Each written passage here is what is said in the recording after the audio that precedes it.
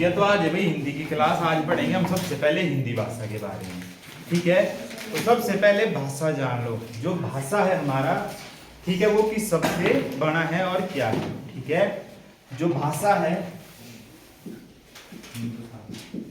ठीक है, ये संस्कृत के शब्द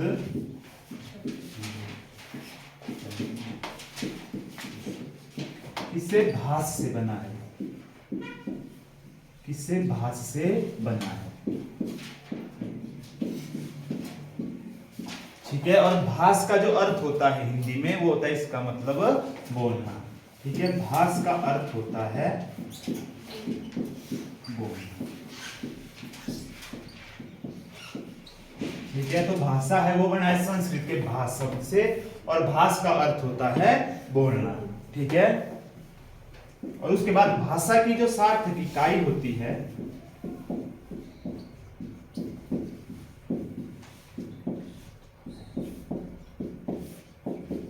वो होती है वाक्य।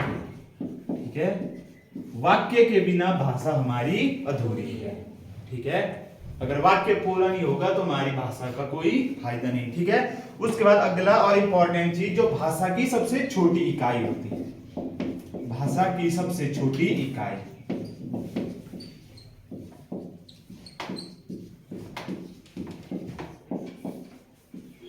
ठीक है, तो वो होती है हमारे पास ध्वनि या वर्ण। ध्वनि या वर्ण। ठीक है, या तो ध्वनि होगी या वर्ण होगी भाषा की सबसे छोटी इकाई। इस बार एचपी पुलिस के पेपर में ये क्वेश्चन आया था, और ऑप्शन में ये दोनों चीजें थी, ध्वनि, वर्ण, स्वर, और एक चीज कोई और थी ऑप्शन में। ठीक है, तो जो उन्होंने राइट किया था वो किया था उन्होंने वर्ण, ध्वनि को उन्होंने गलत कर दिया था। ठीक है, और आधे बच्चों ने ध्वनि किया था, आधों ने वर्ण किया था। पर अगर ऑप्शन में दोनों होंगे तब आपने वर्ण करना है। ठीक है, अगर एक ही होगी तब आपने सिर्फ क्या करना है, ठीक है, वर्ण ही करना है। अगर दोनों, अगर मान लो दोनों हुए हमारे पास ध्वनि और वर्ण, तब करना है आपने वर्ण। अगर एक अकेला होगा, या ध्वनि होगा ऑप्शन में या वर्ण होगा, तब आपने टिक कर लेना। अगर दोनों होंगे तब आपने वर्ण करना है। ठीक है, ये भी लिखित और मौखिक आधार पर है। मौखिक हुआ बोलना। ठीक है, मौखिक आधार पर सबसे छोटी होती है ध्वनि। ठीक है, भाषा की सबसे छोटी इकाई होती है मौखिक आधार पर ध्वनि, और लिखित आधार पर होता है वर्ण। ठीक है, अगर सिंपल पूछा जाए भाषा की सबसे छोटी इकाई, अगर दोनों ऑप्शन में है तब आपने वर्ण करना है। अगर ऑप्शन में एक ही है, या ध्वनि है या वर्ण है, तब आपने वही करना है जो ऑप्शन में होगा। अगर दोनों होंगे तब वर्ण होंगे। मौखिक मतलब बोलने के आधार पर ध्वनि है, और लिखने के आधार पर क्या है, वर्ण है। ठीक है, उसके बाद आएंगे अब हम हिंदी में। ठीक है, जो हिंदी है वो किस भाषा का शब्द है भाई, ये पेपर में क्वेश्चन आया था। ठीक है, जो हिंदी है, ठीक है, ये फारसी भाषा का शब्द है। फारसी भाषा का शब्द, मतलब लैंग्वेज का जो नाम है वो भी किसी और ही भाषा का लिया गया है। हिंदी हमारे पास फारसी भाषा का शब्द है। ठीक है, और हिंदी शब्द संस्कृत के सिंधु शब्द से लिया गया है। जो हिंदी शब्द है ये संस्कृत के सिंधु शब्द से लिया गया है।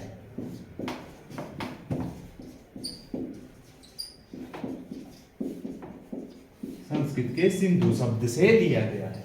ये भाई पेपर में आते हैं क्वेश्चन। ठीक है, ध्यान से लिख लेना इनको। एक नहीं तो दो क्वेश्चन से जरूर आएंगे आज की क्लास में से। मैंने एक तो आपको बता दिया इंपॉर्टेंट क्वेश्चन ये वाला होता है, आगे भी आएंगे जो आए हैं। ठीक है, और हिंदी की आदि जननी कौन है भाई, हिंदी भाषा की। हिंदी का जन्म किस भाषा से हुआ है। ठीक है, हिंदी की आदि जननी है संस्कृत। ठीक है, हिंदी की आदि जननी भाषा है संस्कृत। ठीक है, हिंदी की आदि जननी भाषा है हमारे पास संस्कृत। ठीक है, और हिंदी भाषा का इतिहास का आरंभ हुआ है अपभ्रंश से। ठीक है, और हिंदी का जन्म,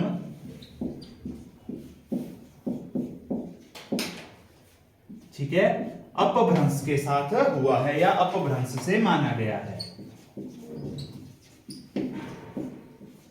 अपभ्रंश से माना गया है। अब भाई अपभ्रंश का क्या मतलब होता है? अपभ्रंश का मतलब होता है पतन या टूटना। जब हम किसी भाषा को तोड़ जोड़ के पढ़ते हैं तो एक नई भाषा का जन्म होता है, ठीक है, तो वो क्या होती है? उसे कहते हैं अपभ्रंश। जैसे हमारी अभी मंडयाली भाषा हमारी हिंदी के साथ मिलती जुलती भाषा है, थोड़ी सी पंजाबी के साथ मिलती जुलती है, मतलब हमने इन दोनों भाषाओं को जोड़ तोड़ कर एक नई भाषा बना दी अपनी, ठीक है, क्योंकि हमारे कुछ शब्द पंजाबी के साथ मिलते हैं, कुछ हिंदी के साथ मिलते हैं, ठीक है, तो कुछ पहाड़ी भाषाओं के साथ भी मिलते हैं, जैसे कुल्लवी हो गई उसके साथ भी, तो हम इसे क्या कहेंगे? अपभ्रंश से हुई है हमारी भाषा, ठीक है। अपभ्रंश का मतलब होता है पतन, ठीक है, इसको आप लिख लो कि अपभ्रंश का अर्थ होता है पतन। अपभ्रंश का अर्थ है पतन। लग गया पता भी अपभ्रंश का मतलब कैसे हुआ पतन? मतलब भाषा को जोड़ तोड़ के एक नई भाषा बना देना, ठीक है, तो ये होता है, ठीक है, अपभ्रंश का मतलब है पतन। और हिंदी की जो आदि जननी भाषा है वो है संस्कृत, फिर संस्कृत को जोड़ तोड़ के नई भाषा बन गई, उसे कहलाया गया हिंदी, ठीक है। अब और पढ़ेंगे कि हिंदी का भाषा परिवार और भारत में कितने भाषा परिवार है, ठीक है, जिससे क्वेश्चन आया था, इस चीज को लिख लो सबसे पहले सारे।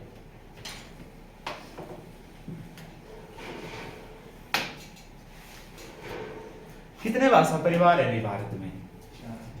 चार।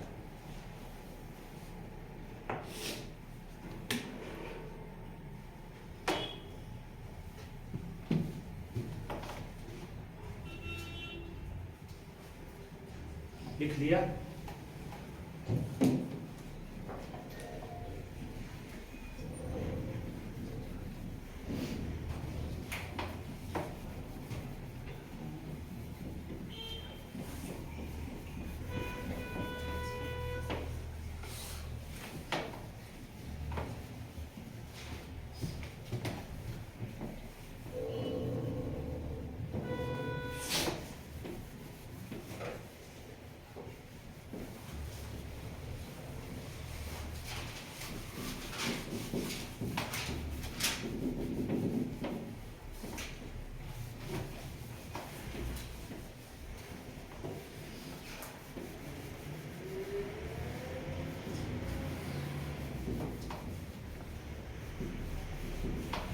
उसके बाद आ गया, ठीक है, हिंदी का भाषा परिवार, ठीक है, जो हिंदी का भाषा परिवार है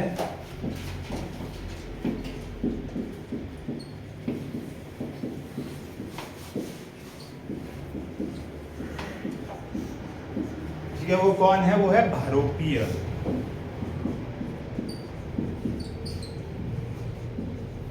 हिंदी का भाषा परिवार है भारोपीय, ठीक है, और जो भारोपीय है, ठीक है, ये विश्व का सबसे बड़ा, ठीक है, भारोपीय विश्व का सबसे बड़ा भाषा परिवार है,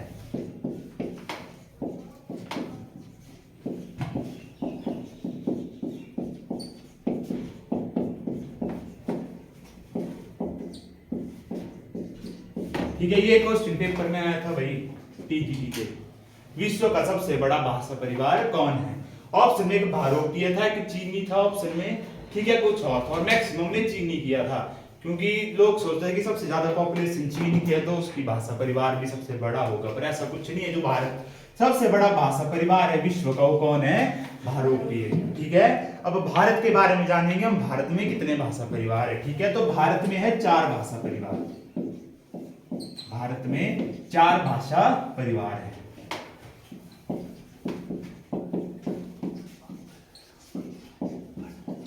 ठीक है। अब कौन कौन है उनको जान लो, ठीक है। सबसे पहला है भारोपीय, जो सबसे बड़ा है, ठीक है, कौन सा? भारोपीय, ठीक है।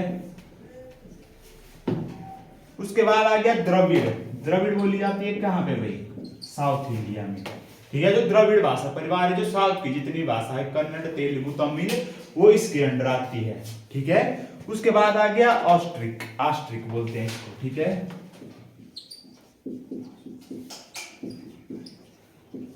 ठीक है। ऑस्ट्रिक हो गई है नागालैंड साइड की जितनी भी भाषाएं हैं, जो पूर्वोत्तर भारत के राज्य हैं 7 सिस्टर, और साथ में सिक्किम, उसमें जो भाषा परिवार वो है ऑस्ट्रिक, और लास्ट में बचता है चीनी तिब्बती, चीनी तिब्बती,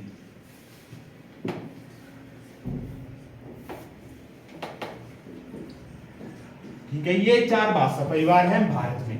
भारोपीय, द्रविड़, ऑस्ट्रिक और चीनी तिब्बती, ले लद्दाख की साइड। ठीक है, तो आपको पता लगे जो विश्व का सबसे बड़ा भाषा परिवार है भारोपीय, और भारत में 4 भाषा परिवार है, भारोपीय, द्रविड़, ऑस्ट्रिक, चीनी तिब्बती। ठीक है, उसके बाद आगे, ठीक है, हिंदी भाषा में, ठीक है, अब हिंदी का मान लो आपको संधि विच्छेद आ गया। ठीक है, तो वो होता है हिंद जमा ई, ये हो गया इसका संधि विच्छेद हिंदी वाक्य का, और ये क्वेश्चन पेपर में आया था।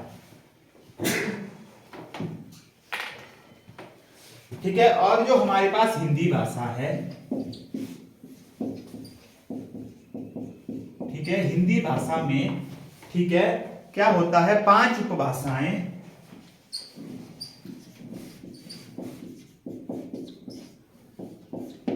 और 17 बोलियां शामिल हैं।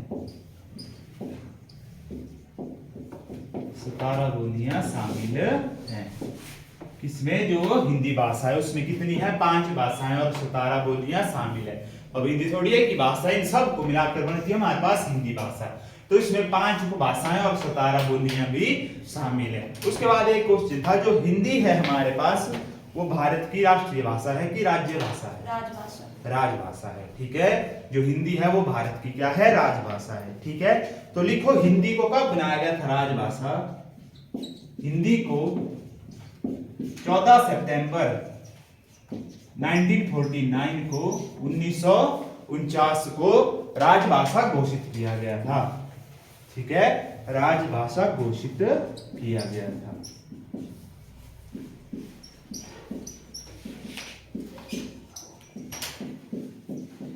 कब किया गया था, 14 सितंबर 1949 को राजभाषा घोषित किया गया था, और यह संविधान के अनुच्छेद 343A के तहत आती है।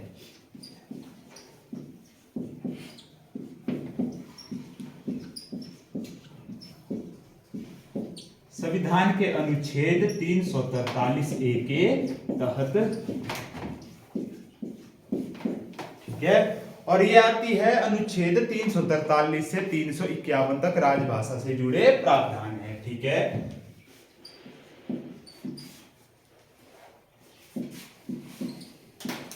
अनुच्छेद 343 से 351 तक राजभाषा से जुड़े प्रावधान है।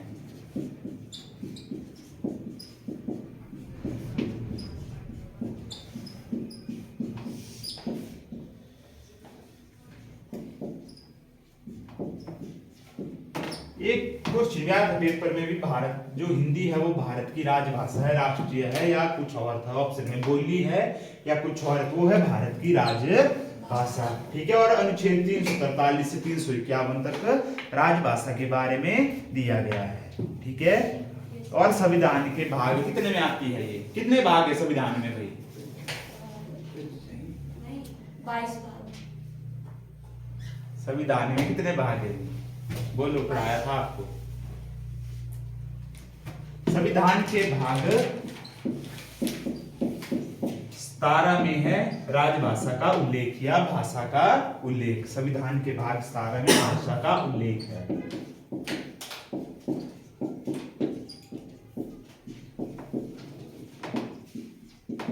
इन चीजों को लिख लो, यहां से क्वेश्चन 100% आएगा भाई। ठीक है, और लिपि कौन है भाई हिंदी भाषा की, देवनागरी। ठीक है, और लिपि है देवनागरी। लिख लिया भी सबने ये।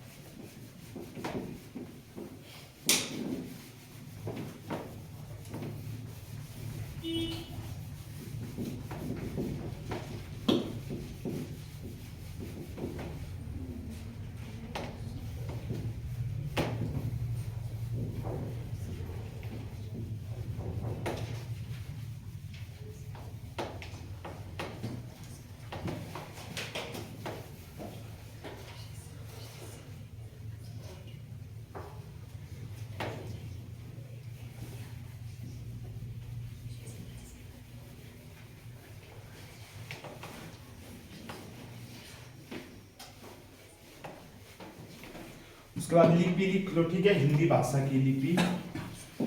तो लिपि है हमारे पास देवनागरी, ठीक है। जो हिंदी भाषा की लिपि है वो है देवनागरी। और संस्कृत भाषा की कौन सी लिपि है भाई?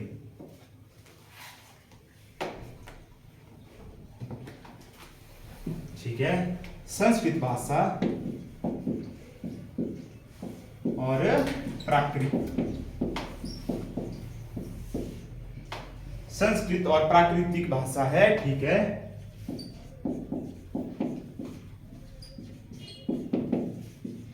इनकी लिपि है ब्राह्मी। कौन सी लिपि है? ब्राह्मी लिपि।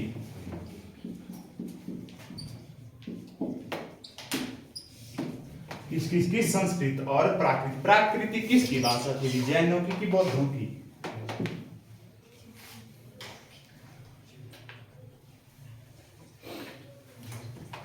वर्तमान में भारतीय संविधान में कितनी भाषाओं का उल्लेख है?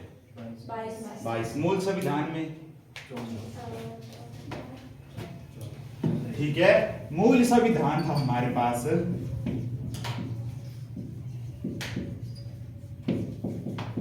उसमें थी 14 भाषाओं का उल्लेख।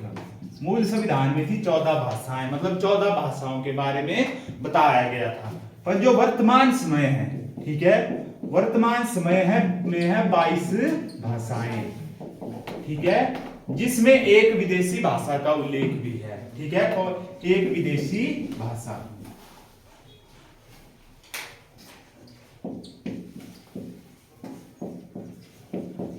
कौन सी होगी वो विदेशी भाषा? कौन सी होगी? एकमात्र विदेशी भाषा जिसका उल्लेख संविधान में किया गया है तो वो है हमारे पास नेपाली, ठीक है। नेपाली एकमात्र विदेशी भाषा है जिसका उल्लेख भारतीय संविधान में किया गया है, ठीक है। अब हिंदी दिवस के बारे में जान लो, ठीक है। जो हिंदी दिवस होता है या राष्ट्रीय हिंदी दिवस बोलते हैं उसे, वो होता है राष्ट्रीय हिंदी दिवस, ठीक है, वो होता है 14 सितंबर, ठीक है। कब? 14 सितंबर। और एक होता है विश्व हिंदी दिवस, 10 जनवरी। विश्व हिंदी दिवस, ठीक है। और विश्व हिंदी दिवस होता है 10 जनवरी। और इसी दिन विश्व हास्य दिवस भी मनाया जाता है, ठीक है, 10 जनवरी को ही, ठीक है। तो आपको हिंदी भाषा के बारे में सारी जानकारी मिल गई। हिंदी भाषा कहां से उसका जन्म हुआ, किस भाषा परिवार के तहत है, संविधान में कहां से कहां तक है, ठीक है। तो ये जो जितना भी हिंदी भाषा के बारे में था, इसमें आपके पेपर में 100% क्वेश्चन बनते हैं, ठीक है, चाहे वो 1 बने चाहे 2 बने, ठीक है।